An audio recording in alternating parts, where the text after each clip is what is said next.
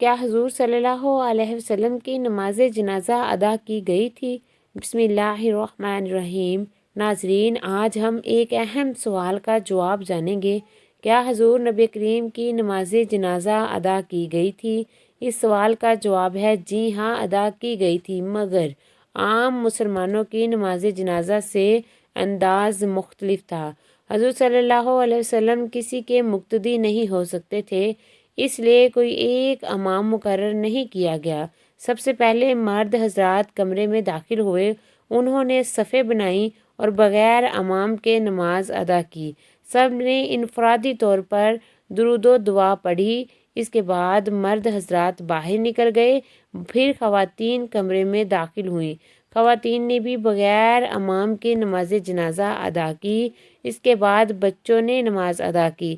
پھر فرشتوں کے نماز پڑھنے کا ذکر بھی ملتا ہے۔ یہ سب حضور صلی اللہ علیہ وسلم کے مقام و مرتبے کی وجہ سے تھا۔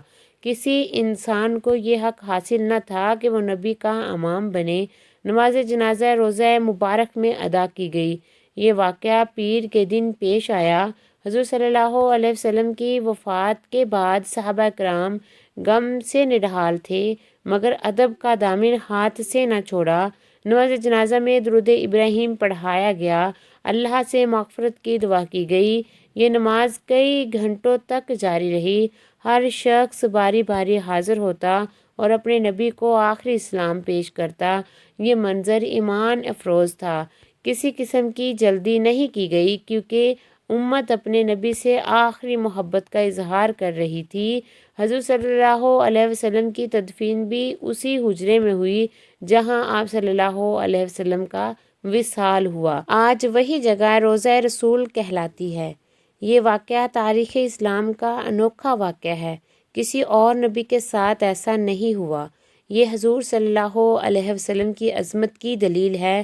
ہمیں بھی ادب رسول سیکھنا چاہیے، ان کی سنت پر چلنا چاہیے، ان پر درود بھیجنا چاہیے، ان کی محبت کو دل میں زندہ رکھنا چاہیے، کیونکہ آپ صلی اللہ علیہ وسلم تمام انسانوں کے لیے رحمت ہیں۔ آپ آخری نبی ہیں۔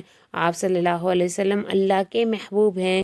اللہ ہمیں سچی محبت نصیب فرمائے، قیامت کے دن شفاعت عطا فرمائے، آمین یا رب العالمین۔ اگر آپ کو یہ معلومات پسند آئی ہے تو درود پاک پڑھ کر آگے ضرور شیئر کریں۔